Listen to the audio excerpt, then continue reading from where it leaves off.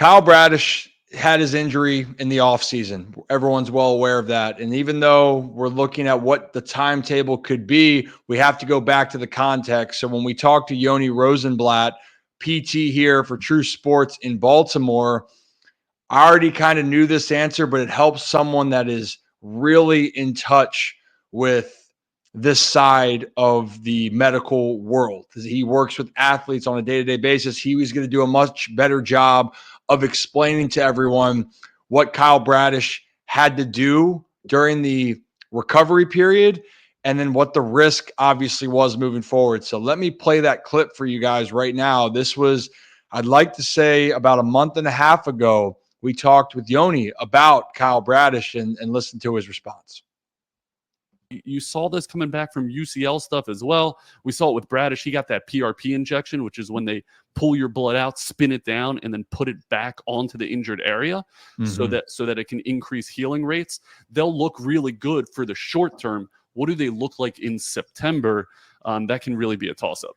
And now that you mentioned that, and I just cringe thinking about the blood and the getting the. I actually did not know that's what a PRP shot is. I just keep saying that PRP shot like I knew what it was. I'd be like, yeah, Bradish got the PRP shot. Yeah, medical professional Zach Bellinger. Yeah, that is not in any way what I thought a PRP shot is. But the more you know. Kyle Bradish, then I've talked to people. We were all tense today, Brad. Fair to say we're kind of like nervous.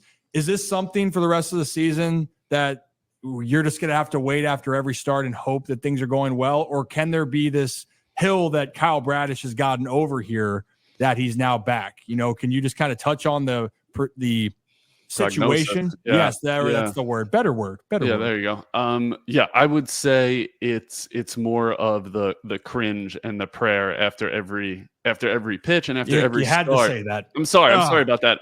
Just trying to be a realist. By the way, we saw this with Bautista, right? Yeah. You know, he had a strain. They're gonna inch him back. He's looking good. I remember I was talking to my buddies about it, and they're like, Bautista's got this UCL thing. I'm like, dude, he's done for the year. They're like, no, he's going to rehab it. He's going to come back. And then they sent me clips of him throwing freaking hard off the mound. I'm like, dude, just wait.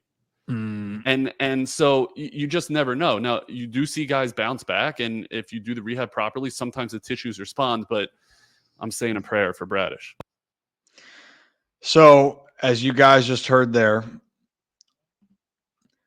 Yoni talked about, obviously, the situation with Kyle Bradish. So, again, reminder, PRP, it's the blood being recirculated, and you hope that it reacts or responds well, but you don't really know, and it can help on the short term, which is similar to what they did with Felix Bautista, which was just mentioned there, right? And then what happened last year? Felix Bautista, they tried to give it a go and see if his arm would respond, and people were like, well, why wouldn't they shut down Felix at that moment? Well, the reason is because they thought, is there a chance that Felix elbow would respond like Bradish's did during spring to have a chance to go out and pitch and see how long that can last, especially when we think about where the Orioles were last year chasing a World Series.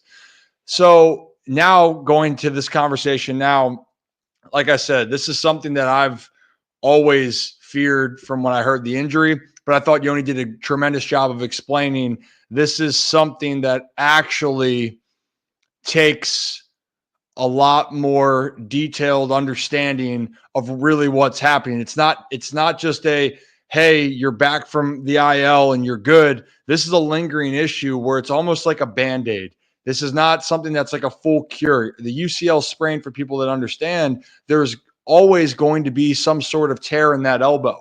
Wow, whether it's going to be 6 months, 3 months, 2 years down the road, or in this case for Kyle, it's been roughly, I guess, 2.5 months that it's re-aggravated. So that's just an understanding of how fragile it is for pitchers, and specifically when it comes to the UCL.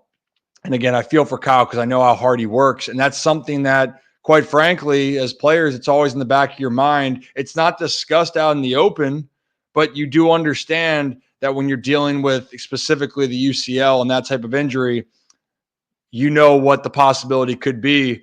And right now, unfortunately for Kyle, that is not the best news, especially, which is the most disappointing, is just seeing how dominant he is and how he was pitching, and knowing that if this is a big setback, how much time it's going to have to get back. So I just wanted you guys to hear this all first.